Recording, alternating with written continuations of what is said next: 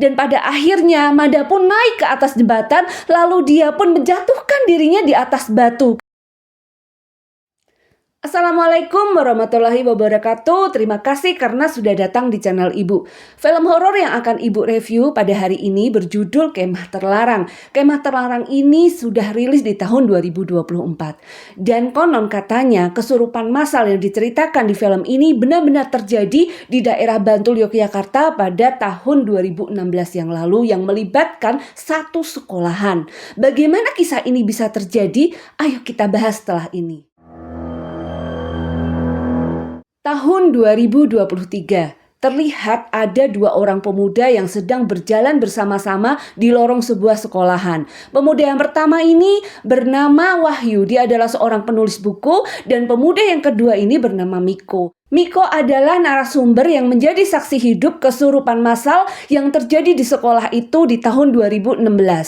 7 tahun telah berlalu, tetapi kengerian peristiwa itu masih melekat dengan jelas di benak Miko. Dia pun lalu menceritakan dengan detail kepada Wahyu. Kejadian flashback di tahun 2016.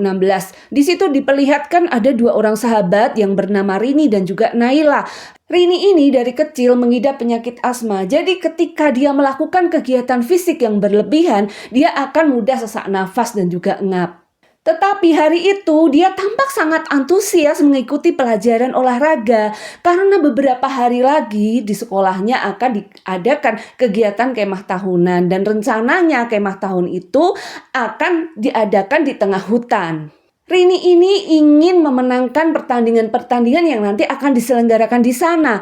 Jadi dia giat berlatih agar bisa membantu timnya untuk memenangkan pertandingan. Rini tidak mau dianggap beban bagi timnya. Di tempat lain terlihat ada 3 orang pemuda yang sedang berada di dalam hutan. Hutan itu cukup angker.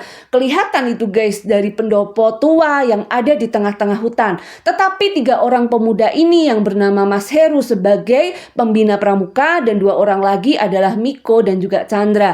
Mereka sedang menyurvei tempat itu untuk dijadikan lokasi berkemah. Mereka lalu datang menemui penatua desa yang bernama Mbah Sonto. Ketika ketiga orang ini meminta izin kepada Mbah Sonto pun lalu berkata tidak boleh. Karena di tahun 2004 pernah juga terjadi kesurupan massal di tempat itu.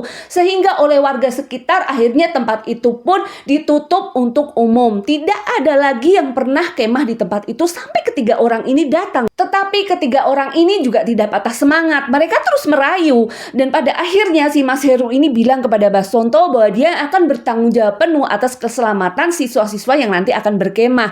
Mas Heru juga mengatakan bahwa mereka tidak akan melakukan hal-hal yang dilarang di tempat itu. Dan pada akhirnya Mbah Sonto pun mengizinkan asalkan mereka mau mengikuti setiap syarat dan ketentuan yang berlaku di desa tersebut. Setelah mendapatkan lampu hijau dari Mbah Sonto, lalu para panitia membriefing setiap peserta kemah. Mereka diberitahu apa yang boleh mereka bawa, apa yang tidak boleh mereka bawa, apa yang tidak boleh mereka lakukan di sana, dan apa yang boleh mereka lakukan di sana. Para siswa SMA Pandega Yogyakarta merasa sangat senang karena mereka sebentar lagi akan berkemah di tengah hutan. Rencananya nanti di malam puncak acara akan diselenggarakan pementasan drama tradisional di mana mereka akan mementaskan pagelaran Rembulan Ungu yang menceritakan seorang putri raja yang bernama Roro Putri. Dia mati karena dibunuh oleh pangeran pujaan hatinya. Dan hari itu diadakan acara gladi bersih untuk pementasan pagelaran tersebut. Ada seorang siswi bernama Kiki yang memerankan tokoh Roro Putri. Dan tanpa sebab, Kiki ini tiba-tiba mimisan. Dia lemah tidak bisa melanjutkan latihan tersebut. Para panitia pun dibuat panik. Karena tidak semua orang bisa memerankan tokoh dari Roro Putri ini. Hanya orang-orang yang lahir di weton Selasa Kliwon yang boleh memerankan tokoh Roro Putri. Mas Heru sebagai seorang narator lalu mulai mencari data setiap siswa yang mengikuti pementasan tersebut. Ada satu lagi siswi yang lahir di weton Selasa Kliwon yaitu Rini. Lalu Rini pun didaulat oleh Mas Heru untuk menjadi cadangan bagi Kiki apabila Kiki berhalangan untuk mementaskan peran tersebut. Satu hari menjelang hari keberangkatan mereka ke Bumi Perkemahan Wono Alus, tampak panitia-panitia yang laki-laki ini datang ke Wono Alus terlebih dahulu. Mereka datang menemui Mbah Sonto dan bersama-sama dengan Mbah Sonto mereka masuk ke dalam hutan ke Bumi Perkemahan Wono Alus untuk melakukan ritual yang akan dilakukan oleh Mbah Sonto. Mbah Sonto tampak mengubur sesajen dan dia berkata kepada Miko bahwa sesajen itu adalah sebagai bentuk permohonan izin supaya manusia boleh berkemah di tempat itu. Mbah Sonto lalu mengatakan kepada mereka semua bahwa apa yang sudah dia kubur tidak boleh dibongkar. Mereka juga tidak boleh memasuki sebuah sendang yang dinamakan sendang terlarang. Karena sendang itu adalah tempat para arwah, bukan tempat para manusia. Mereka juga harus bisa menjaga sikap, menjaga omongan agar tidak menjadi luka bagi arwah-arwah yang telah tinggal di tempat itu terlebih dahulu. Mereka semua berada di tempat itu sampai malam hari karena mereka menunggu Mbah Sonto menyelesaikan ritualnya. Ketika Mbah Sonto berkata kepada mereka bahwa para arwah sudah menerima sajen tersebut dan sudah mengizinkan mereka untuk bisa menggunakan lokasi ini sebagai tempat perkemahan, baru mereka meninggalkan tempat itu, guys. Tetapi tanpa disadari oleh siapapun, ada satu sosok misterius yang membongkar kembali sesajen yang tadi sudah dikubur oleh Mbah Sonto. Dia lalu menaburkan beras kuning di atas sesajen tersebut dan menguburnya kembali. Esok harinya tampak ada 2 truk besar beriringan memasuki desa Wono Alus. Tetapi truk tersebut tidak bisa sampai ke lokasi perkemahan karena jalan yang harus mereka lalui adalah melewati hutan. Para peserta kemah lalu turun dan mulai berjalan harus melewati jembatan gantung, hutan, lalu jembatan kayu. Di tengah perjalanan mereka bertemu dengan seorang nenek-nenek yang merupakan penduduk asli desa tersebut. Nenek-nenek itu berkata mengingatkan kepada mereka untuk mereka tidak lupa untuk kula nuwun dulu permisi ketika mereka akan memasuki Bumi Perkemahan Wono Alus. Singkat cerita, akhirnya rombongan ini mulai akan melewati jembatan kayu. Dan ketika Rini sampai di tengah-tengah jembatan kayu tersebut, dia seperti terpaku dan melamun. Dia seperti memperhatikan di tengah-tengah sungai, guys, tapi tidak tahu apa yang dia pikirkan dan apa yang dia lihat. Sampai pada akhirnya Rini ini ditegur oleh salah satu panitia perempuan yang bernama Lydia bahwa di belakang Rini ini masih banyak orang yang antri. Pada akhirnya Rini pun melanjutkan perjalanannya dan sampailah dia berserta rombongan ke Bumi Perkemahan Wono Alus. Sesampainya mereka di Bumi Perkemahan, para panitia mulai mengatur setiap peserta. Dan ketika akan melakukan kegiatan lebih lanjut, mereka pun dikumpulkan lalu berdoa bersama-sama sesuai dengan agama dan kepercayaan masing-masing. Di tengah doanya tiba-tiba ada sosok perempuan berpakaian tradisional Jawa mendekati Rini. Rini yang merasa ketakutan, dia pun berteriak. Lalu dia dianggap aneh oleh teman-temannya. Semua orang tampak menertawakan Rini. Hanya Naila, sahabat terdekatnya, yang selalu ada dan menyupport Rini. Lalu tampak Lydia, seorang panitia perempuan. Dia saat itu sedang menandai sebuah pohon untuk acara jurit malam beberapa hari lagi. Pohon yang dia tandai itu letaknya di dekat sendang. Dan saat itu dia melihat ada seorang perempuan berpakaian tradisional Jawa memasuki sendang terlarang, guys. Lalu dia mengikuti perempuan itu karena si Lydia ini penasaran. Lydia melihat perempuan itu masuk ke daerah sendang terlarang. Lalu di dalam sendang itu dia melihat sebuah tenda kemah. Lydia bingung siapa yang telah mendirikan tenda di situ, padahal tempat itu sudah jelas-jelas dilarang untuk dimasuki. Lydia lalu menghubungi Miko dengan radio yang dia bawa, lalu Lydia ini nekat masuk ke dalam sendang. Dia penasaran, dia ingin tahu siapa yang ada di dalam tenda. Dan ketika Lydia masuk ke dalam tenda, dia tidak melihat siapapun ada di tempat itu. Dan ketika dia keluar dari tenda, suasana pun berubah. Yang tadinya siang hari mendadak menjadi malam hari. Dan itu membuat Lydia ketakutan. Lydia pun mulai menghubungi Miko lagi melalui radionya. Tapi tidak ada sinyal. Dan tiba-tiba ada suara perempuan dari dalam radio itu yang mengatakan, bukan para arwah yang memasuki daerah manusia, tetapi para manusia inilah yang memasuki daerah para arwah. Dan wanita itu lalu mengatakan, pergi kalian semua dari sini, pergi dari sini. Lydia merasa sangat ketakutan mendengar suara itu. Lalu dia pun memejamkan matanya, dia tersungkur, dia terduduk di tanah. Ketika suasana dan keadaan cukup tenang, Lydia pun mulai membuka matanya dan tiba-tiba dia sudah kembali lagi ke siang hari. Lydia lari ketakutan meninggalkan sendang terlarang tersebut. Dia bertemu dengan Miko lalu menceritakan kisah mistisnya kepada Miko. Miko mengatakan kepada Lydia agar tidak memberitahu kepada siapapun atas kisah yang Lydia alami. Karena Miko tidak ingin para peserta dibuat ketakutan dengan apa yang Lydia alami. Miko pun lalu pergi ke sendang terlarang. Dia ingin mengambil radio milik Lydia yang ketinggalan di tempat itu. Dan dia ingin melihat keadaan seperti apa yang sekarang terjadi di sendang terlarang. Miko masuk ke area sendang sembari menaburkan beras kuning yang dia bawa. Lalu tidak lama tampak seekor ular hitam hendak mematuk Miko. Untungnya Miko ini tersadar sehingga dia bisa membunuh ular tersebut dengan sebilah pisau yang Miko bawa. Ular itu lalu mati dan tiba-tiba menghilang. Di lokasi perkemahan, tampak para peserta kemah sedang mengikuti lomba yang cukup meriah. Ada lomba mendirikan tenda, lomba tarik tambang, dan beberapa lomba yang lain. Tetapi regu yang di dalamnya ada Rini selalu saja kalah. Dan hal tersebut sukses cukup membuat Rini merasa sangat sedih. Dia merasa bahwa dia adalah penyebab kekalahan regunya. Tetapi teman-teman satu regu Rini ini orangnya baik-baik. Mereka tidak pernah menyalahkan Rini atas setiap kekalahan yang mereka alami. Mereka bahkan terus menyemangati Rini agar dia tidak pernah putus asa. Rini yang sedang sedih ini, dia pergi ke toilet. Dia membasuh mukanya, berusaha untuk menenangkan dirinya. Dan saat itu dia mendengar kedatangan 3 orang yang sedang membicarakan dirinya. Rini pun lalu masuk ke dalam salah satu bilik toilet dan ternyata yang datang itu adalah Kiki beserta 2 temannya. Jadi sedari awal Kiki ini memang sudah tidak suka sama Rini. Mereka bertiga menertawakan ketika Rini banyak terjatuh di perlombaan dan juga mereka menertawakan tentang penyakit Rini. Rini tampak sangat sedih dan terluka ketika mendengar pembicaraan itu. Tetapi dia tetap memilih untuk berada di dalam bilik sampai mereka bertiga meninggalkan area kamar mandi. Ketika keadaan dirasa sudah cukup aman dan sepi, Rini pun lalu keluar dari bilik kamar mandi. Dan dia mendengar dari bilik yang lain ada suara tangisan seorang perempuan. Rini mendekati bilik tersebut. Tetapi ketika dia buka bilik itu, ternyata bilik kamar mandi itu kosong, tidak ada orang di dalamnya.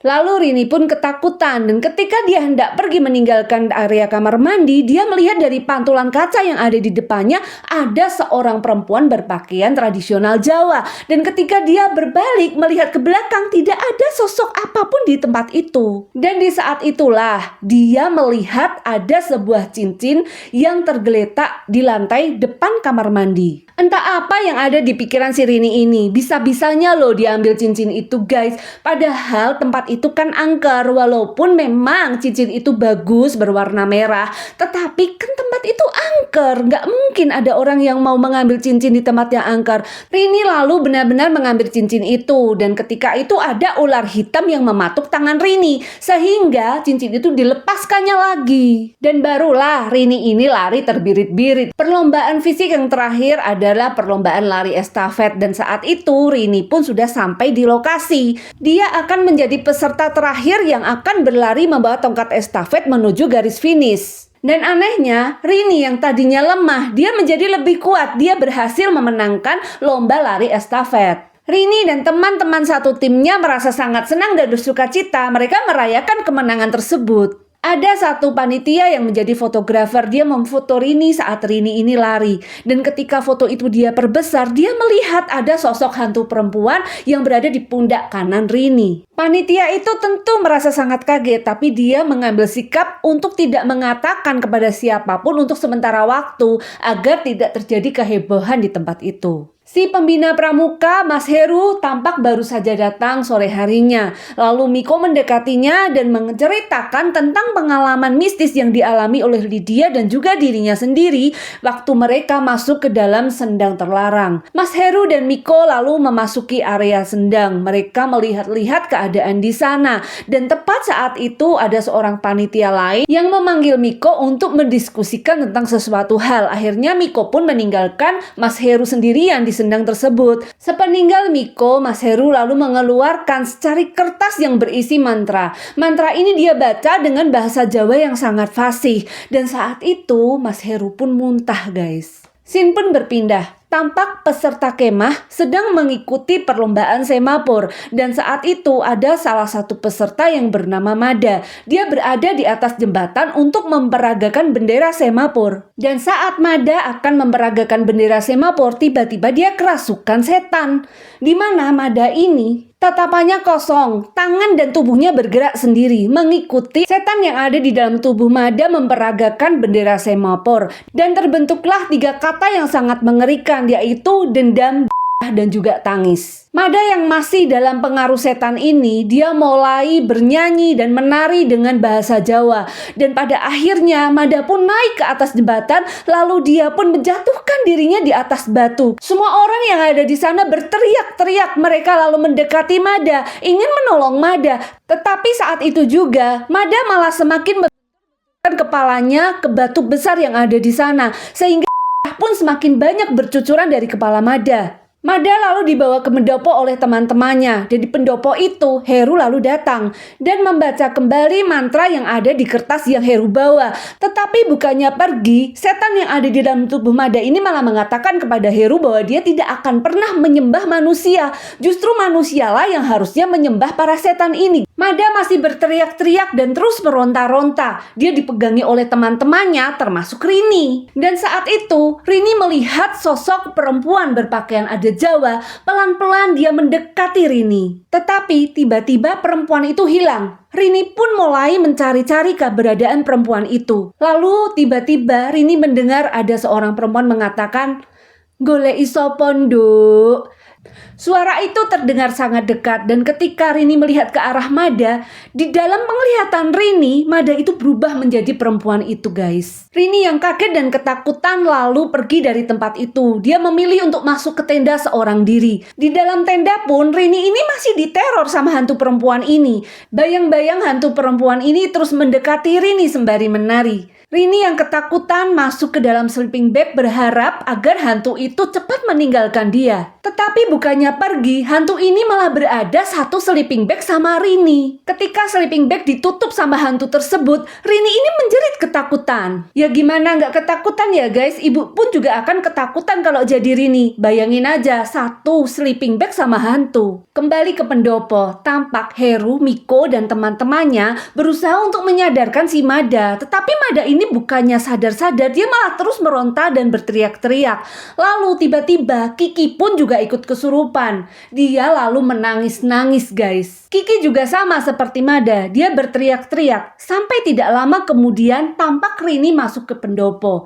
Dia menjadi pribadi yang berbeda, tidak seperti Rini. Biasanya tatapan Rini adalah tatapan penuh ketakutan dan ketidakpercayaan diri. Tetapi saat itu tatapan Rini adalah tatapan yang berani dan seperti menaruh dendam. Rini pun ternyata juga kerasukan, guys. Jadi 3 orang di tempat itu dalam pengaruh setan, yaitu Mada, Kiki, dan sekarang Rini. Mbah Sonto pun lalu datang ke pendopo. Ternyata Mbah Sonto ini telah dijemput oleh para panitia setelah kejadian Mada. Mbah Sonto membawa menyan yang sudah dibakar. Lalu Rini, Kiki, dan juga Mada yang menghirup asap dari menyan itu lalu pingsan. Mereka bertiga pun lalu dibawa menuju ke tenda kesehatan. Di tenda kesehatan itu, arwah-arwah yang berada di tubuh Kiki, Rini, dan juga Mada malah berseteru. Mada dirasuki oleh arwah seorang raja, sedangkan Rini dirasuki oleh arwah dari Roro Putri. Arwah raja memaki-maki Roro Putri yang ada di dalam tubuh Rini. Sedangkan arwah Roro Putri sendiri mengatakan kepada raja tunggu pembalasannya, bahwa dia akan membalas semua perbuatan yang sudah dilakukan oleh raja kepada dirinya. Sedangkan arwah yang merasuki Kiki terus saja menangis dan memohon ampun kepada Roro Putri. Ketika ketiga setan ini masih bersiteru, Mbah Sonto pun menyuruh Miko dan teman-temannya untuk membawa Kiki, Rini, dan juga Mada meninggalkan area Wonoalus. Dan malam itu juga di tengah hujan badai, mereka akan membawa ketiga orang ini meninggalkan bumi perkemahan Wonoalus. Tetapi jembatan kayu yang menghubungkan bumi perkemahan dengan desa setempat itu terputus total, guys. Mbah Sonto pun lalu akan mengambil jalan memutar yang membutuhkan waktu lebih lama untuk bisa sampai ke desa. Dan saat itu juga beliau mengatakan kepada Miko, Heru, dan yang lainnya agar tidak melakukan kegiatan apapun yang bisa membahayakan nyawa peserta kemah. Rencananya Mbah Sonto akan membawa beberapa orang warga dari desa setempat untuk membantu menyelesaikan masalah di bumi perkemahan. Ketika Mbah Sonto mulai pergi, tampak Miko dan beberapa temannya membawa ketiga orang yang kesurupan ini menuju kembali ke tenda. Tidak lama terlihat Mas Heru memasuki sebuah tenda yang ternyata berisi Mada yang sedang beristirahat. Mas Heru pun membacakan mantra dan menaruh beras kuning di dada Mada. Sehingga arwah raja yang masih berada di dalam tubuh Mada ini pun bangkit. Mas Heru lalu mulai menyembah arwah raja yang sedang merasuki Mada. Baru diketahui ternyata orang misterius yang dulu pernah membongkar jimat yang dikubur oleh Mbah Sonto ternyata adalah Mas Heru. Mas Heru ini ternyata adalah orang yang jahat. Dia mengorbankan para siswa SMA yang selama ini menjadi adik binaannya dalam kepramukaan. Mas Heru ini ingin mendapatkan mustika Wahyu Makutoromo. Dia menyembah raja lalu menanyakan hal tersebut. Dan apa kata raja? Raja ini mengatakan bahwa Wahyu Makutoromo itu telah dipegang oleh salah satu peserta kemah. Arwah raja pun mengatakan apabila Heru ingin memiliki Wahyu Makutoromo tersebut, maka Heru harus membawa para peserta kemah ini ke sendang terlarang. Karena hanya dengan jalan seperti itu Wahyu Makutoromo ini akan bisa muncul kembali.